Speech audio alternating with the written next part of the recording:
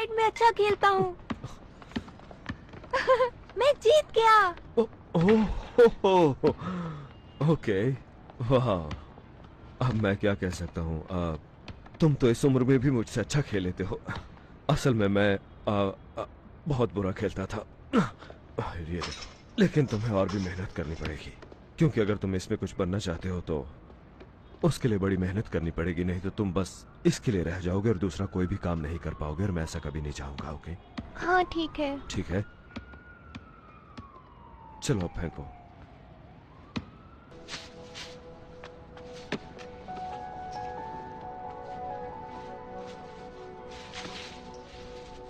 हे, किसी को ये कहने का मौका ना देना कि तुम कोई काम नहीं कर सकते, मुझे भी नहीं।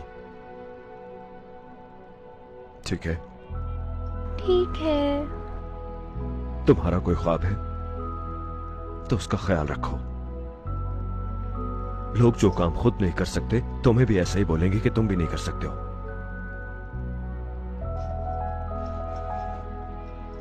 तुम्हें कुछ चाहिए तो उसे हासिल करो, पीछा करो उसका। एंड इट्स ट्रू, कभी भी किसी को यह मत बोलो कि भाई तू ये काम कर नहीं सकता, और ना ही किसी की ये बात सुनो। लोग ना यूजुअली बोलते हैं कि मूवीज देखना ना बहुत गलत बात है, बट गलती मूवीज की नहीं है, गलती आपकी चॉइसेस की है। अगर आप अच्छी मूवीज देखोगे ना तो आपको अच्छी नॉलेज मिलेगी। जैसे कि एक क्लिप, ये मूवी है परस्यूट ऑफ हैप्पीनेस। ये बेसिकली आपको बताता है कि आप किस तरीके से अपनी लाइफ में बिना हार माने आगे बढ़ सकते हो, कैसे सक्सेस को पा सकते हो।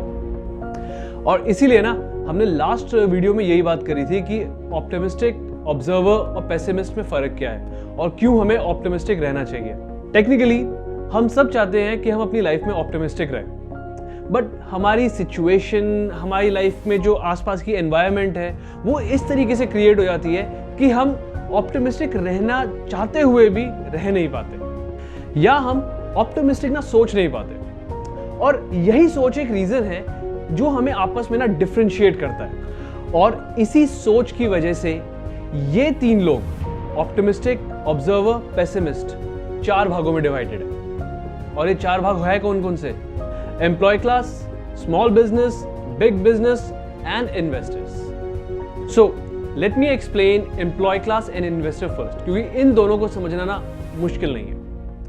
एम्प्लॉय क्लास वो होते हैं जो जॉब्स करते हैं, नौकरियां करते हैं, यानी जो एम्प्लॉय सेक्शन में आते हैं। ठीक है, अब बात करेंगे इन्वेस्टर्स की।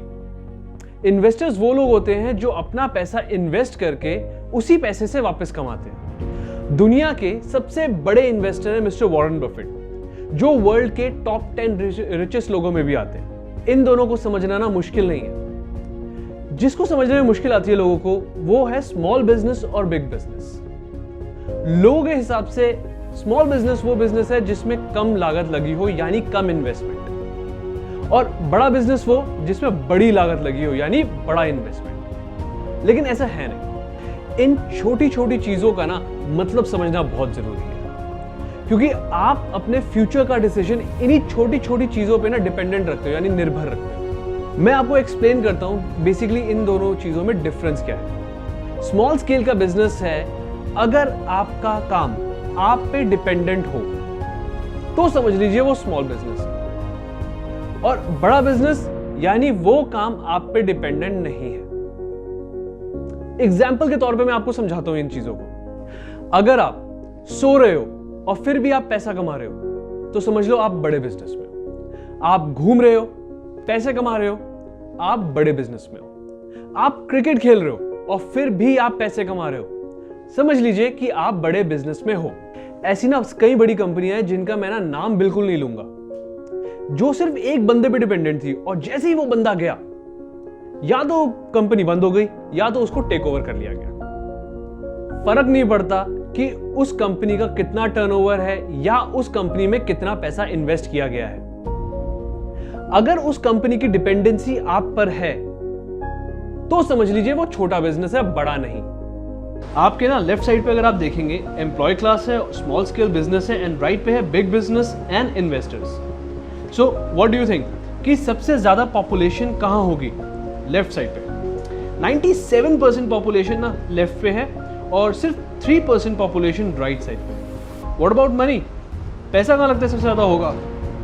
राइट पे 96% पैसा जो है ना राइट पे है और सिर्फ 4% पैसा लेफ्ट पे है।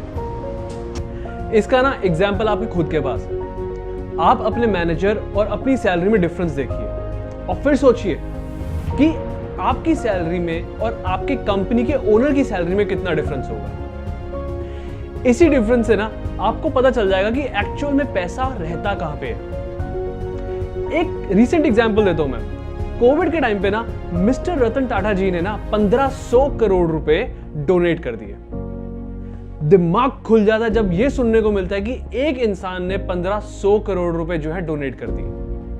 अगर आप ढंग से कैलकुलेट करोगे ना तो कम से कम 50 से 60 लाख लोगों की सैलरी निकल जाएगी इसमें। तो इससे ना आप आइडिया लगा सकते हो कि लेफ्ट साइड और राइट साइड के पैसे में डिफरेंस क्यों है इतना। क्यों 96% पैसा राइट साइड पे है एंड सिर्फ 4% पैसा लेफ्ट साइड पे। कभी सोचा इतना डिफरेंस क्यों है? क्यों रतन टाटा जी 1500 करोड़ रुपए एक साथ डोनेट कर पाए और जब हमारी बारी आएगी ना 1500 रुपए निकालने में भी ना हमें आग लग जाएगी। क्यों है इतना डिफरेंस? सिर्फ सोच कर। किसी ने ना एक बहुत स्ट्रॉन्ग स्टेटमेंट दी है कि अगर पूरी दुनिया का पैसा हर किसी में बराबर बांट दिया जाए, 1 साल बाद ना जो अमीर है वो वापस अमीर हो जाएंगे और जो गरीब है वो वापस गरीब हो जाएंगे। फर्क कहां आता है? सिर्फ सोच कर। और यही फर्क हम नेक्स्ट वीडियो में डिस्कस करेंगे। तब तक के लिए होप कि मेरी वीडियो ने आपको कोई नॉलेज दी होगी, आपकी लाइफ में कोई चेंज लाया होगा।